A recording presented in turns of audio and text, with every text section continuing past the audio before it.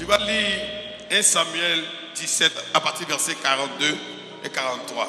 1 Samuel 17 à partir du verset 42. Le Philistin regarda et lorsqu'il aperçut David, il le méprisa. Tu as entendu?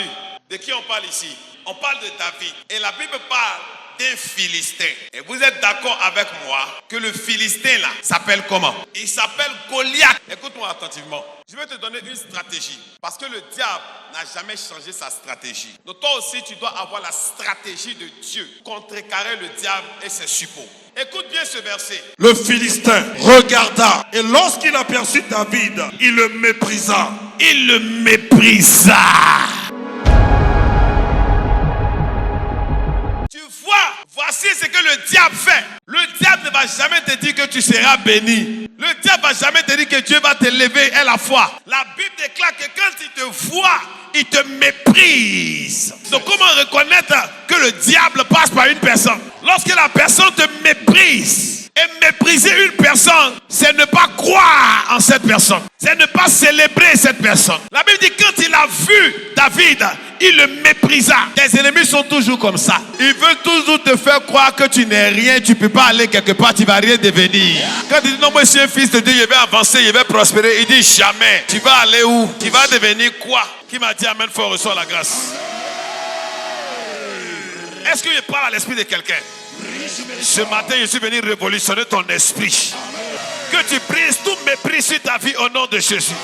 Toute parole négative doit être brisée sur ta vie. Amen. Si tu m'as dit amen très fort, que la grâce te localise.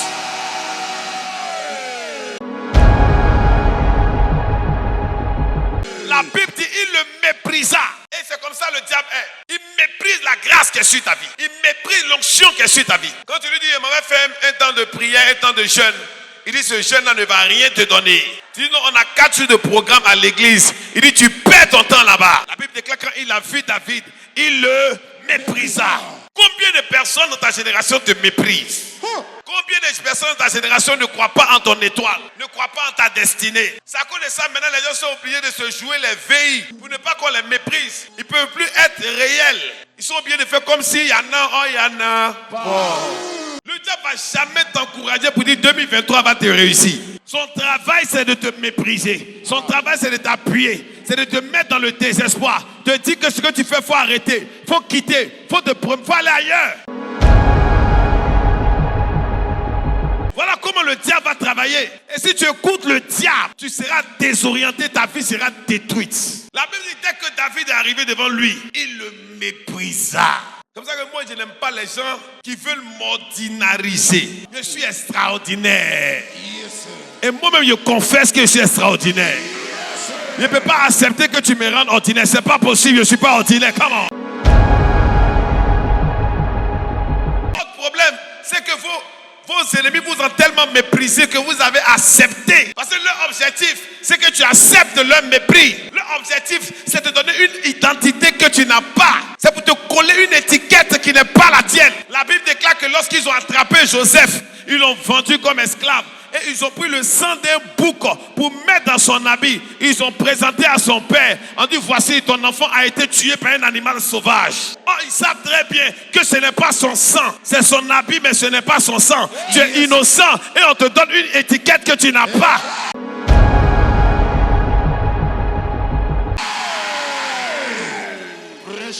Envie de te faire oublier. Je refuse ça sur ta vie à partir de cette heure. Amen. Cette année, tu ne seras pas méprisé au nom de Jésus. Refuse toute personne qui veut te mépriser au nom de Jésus. Et ceci est la stratégie du diable. Il veut te faire perdre confiance en toi. Il veut arracher l'estime de soi que tu as. Et la Bible déclare, quand Goliath est arrivé devant David, il dit, il le méprisa. Il veut que tu mettes dans ta tête que tu n'es pas belle, que tu es une vilaine fille. Quand toi-même tu te regardes, tu sais que tu es bata, vrai ou faux. Il veut que tu perdes confiance en toi. Il attaque de partout, il t'attaque de partout. Tes affaires sont en train de tomber, tes affaires sont en train de chuter. L'objectif, il veut que tu dises que non, ça va plus chez moi, je suis plus en forme, la chance m'a quitté. C'est ce qu'il veut. Faut dire je refuse ça. Je suis rempli de grâce. Qui m'a dit amen fort, reçoit la grâce.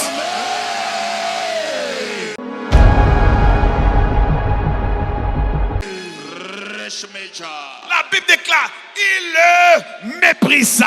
Ta première arme, tu dois être capable de canaliser le mépris de tes ennemis. Amen. Quand tes ennemis projettent le mépris, toi tu canalises le mépris. Moi, je ne sais pas ce que tu vas me dire pour que je puisse me mépriser. Je suis arrivé à un certain niveau avec Dieu. Ou dans ma tête là c'est Dieu ou rien. Je suis ce que Dieu a dit que je suis. Peu importe ce que mes ennemis pensent. Je suis taillé à l'image et à la ressemblance de Dieu. Ma vie est entre ses mains, mon avenir est entre ses mains, ma destinée est entre ses mains, mon étoile est entre ses mains. Aucun sorcier de ma famille ne peut déterminer ce qui va m'arriver parce que je ne leur appartiens pas, j'appartiens à Yahweh.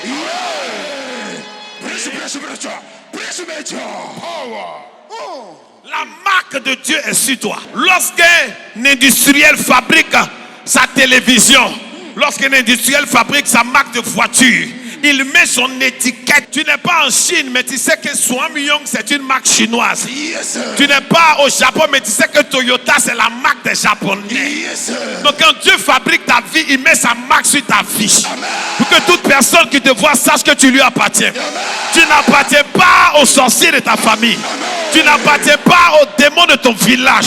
Ils n'ont aucun pouvoir et aucune autorité sur ta vie. Je commande que leur règne s'arrête à partir d'aujourd'hui. Que tu récupères ta place au nom de Jésus. Que tu récupères ton trône au nom de Jésus. Le premier qui me dit Amen fort.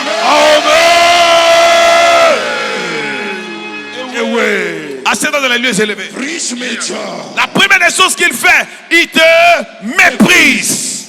Partout où tu vas passer maintenant, fais attention. Regarde bien les gens, leur manière de se comporter avec toi. Il y a d'autres que le diable va susciter pour te mépriser. Il faut briser ça automatiquement. Ne laisse pas cela rentrer dans ton esprit pour t'affecter. Est-ce que je parle à l'âme de quelqu'un? Cette année est ton année, ce temps est ton temps. Rien ne doit te bloquer, rien ne doit t'empêcher de penser à ça. Le même vêtement de Jésus qui a guéri la femme de la perte de sang depuis 12 ans, c'est ce même vêtement que les soldats ont déchiré. Il y a des gens qui veulent faire comme s'ils s'en foutent de ton onction. Ils veulent te parler n'importe comment. Refuse ça sur ta vie. Je refuse ça. La première des choses que tu dois restaurer, c'est ta confiance en toi. Amen.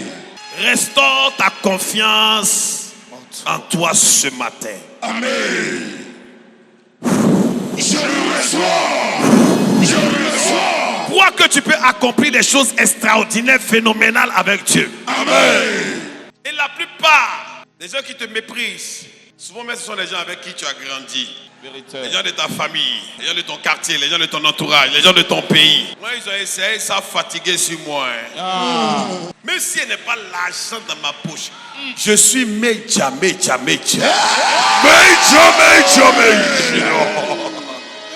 Même s'il n'est pas encore mis peinture sur mon mur qui est là. Je suis seigneur major, l'éméritus mondial. Oh yes. Voyant pyramidal. Pronostic parapsychique. Le pédagogue des prophéties exorbitantes. 7 fois ballon d'or du prophète. Si tu te lèves, que tu dis Amen, que la faveur te localise. Alléluia. Amen. Ne les laisse pas te distraire. Jamais. Quand Jesus. le diable vient vers toi là, c'est ça là, il t'arrache d'abord ta confiance. Il prend ça. Une fois qu'il a pris, c'est fini. On va lire ce verset, je vais terminer. Il le méprisa, ne voyant en lui qu'un enfant blond Un enfant. et d'une belle figure. Un enfant blond et d'une belle figure. Il y a des gens quand ils te regardent là, gloire de Dieu qui est sur toi, et ils ne voient pas. Non, c'est vrai. Il y a des gens quand ils te voient, ils ne voient pas la gloire là même. Il y a d'autres, mais tu as arrêté quand il passe et puis il te pousse comme s'il n'y a personne devant lui. Hey. À qui ils ont déjà fait ça? Ici, Toi, mais tu as oublié de dire, ah mon frère, il y a quoi? Il fait exprès. Tu as bien vu. Quand il te pousse, on pousse-le un peu aussi.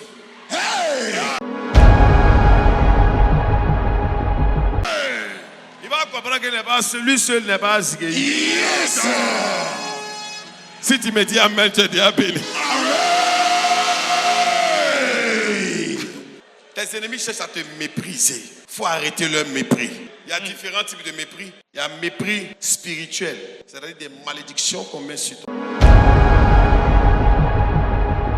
Il faut lire la suite de David, tu vas voir. Le Philistin dit à David, suis-je un chien pour que tu viennes à moi avec des bâtons et après l'avoir maudit par ses dieux? Tu as entendu? Donc quand il a fini de mépriser, il y a des gens là, quand ils te méprisent, ils te maudissent. Ça veut faire attention à ceux qui te méprisent. Quand il finit de te mépriser là, dans le côté, il commence à te maudire, il ne va rien devenir. Donc quand il fait ça, il faut réagir. Jesus. Il faut dire, je refuse, ta parole est brisée au nom de Jésus. Il t'a fait ça 2 fois celui-là. Il ne va plus venir sur toi. Tu dis, ta parole est brisée au nom de Jésus. Je commande un retour immédiat à l'envoyeur. Ce que tu as dit là, c'est à toi, ça va arriver. Amen. Dès que tu finis de dire ça, il va dire, mais il a dit quoi? Oui, mais c'est pas la Bible qui prêche. C'est la Bible, papa. La Bible dit, il le maudit par ses dieux. Donc ça veut dire que pendant que toi tu es en train de prier là, il y a des gens, eux, la sexe. Par d'autres dieux, ils ont différentes formules avec des esprits qui prennent pour faire la compétition. Il le maudit par ses dieux. Donc il quitte la bataille physique, il emmène ça dans le monde spirituel. Toute personne qui se lève contre toi dans le monde spirituel. Oh yes. Bravo! Bravo! Bravo! Bravo! Il ajouta, viens vers moi. Et je donnerai ta chair aux oiseaux du ciel. Tu as vu comment le diable parle? Il dit à David, je vais donner ta chair aux oiseaux du ciel. Il y a tes ennemis, comment ils font? Tes ennemis ont bouche. Tu les vois parler en des en force. Vrai ou faux? Vrai. Souvent, il y a des gens, mais ils sont bloqués, mais ils sont plus pauvres que toi. C'est veut te donner un conseil. Yes, so. Il te dit, restaure ta confiance en toi. Qui est riche ici? Comment? Alors. Tes ennemis ont réussi à te faire croire que tu es pauvre. Jamais. Non, tes ennemis ont réussi à te faire croire que tu es pauvre. Jamais. Vas-y, termine. David dit aux Philistins, tu marches contre moi avec l'épée, la lance et le javelot. Et moi, je marche contre toi au nom de l'Éternel des armées, du Dieu de l'armée d'Israël que tu as insulté. Je marche contre toi au nom de l'Éternel des armées. Regarde ce qui va se passer. Aujourd'hui, David aussi a commencé. Aujourd'hui, l'Éternel te livrera entre mes mains. Je t'abattrai. Je vais t'abattre. Et je couperai ta tête. Je vais couper ta tête. Aujourd'hui, je donnerai les cadavres du camp des Philistins aux oiseaux du ciel. David,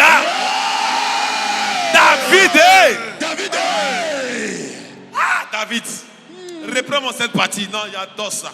Aujourd'hui, l'Éternel te livrera entre mes mains. Je t'abattrai. Je t'abattrai. Et je couperai ta tête. Je couperai ta tête, Goliath. Aujourd'hui même, je donnerai les cadavres du camp des Philistins. Maintenant, tout ton armée là, les cadavres là, je vais prendre ça. Et je vais donner ça aux oiseaux du ciel. Aux oiseaux du ciel, ils vont manger ça. Et aux animaux de la terre. Est-ce que toi tu peux parler comme ça? Toi face à face à un Goliath, tu seras en train de faire supplication. Tu vas chanter Yahweh ne me laisse pas. Ne me laisse pas. Est-ce que tu peux regarder les défis qui sont en face de toi? Et puis tu dis c'est petit. Et puis tu dis c'est petit. Tu dis c'est petit. Tu dis c'est petit. Tu dis c'est... Il y a un truc spirituel dedans. Quand tu commences à confesser que c'est petit là, spirituellement ça devient petit. Parce que toi tu ne parles pas simplement, mais tu parles dans le volume de l'onction de Dieu. Tu parles dans le volume de la puissance de Yahweh. Tu dis c'est petit parce que le Dieu que tu sais est plus grand que ça.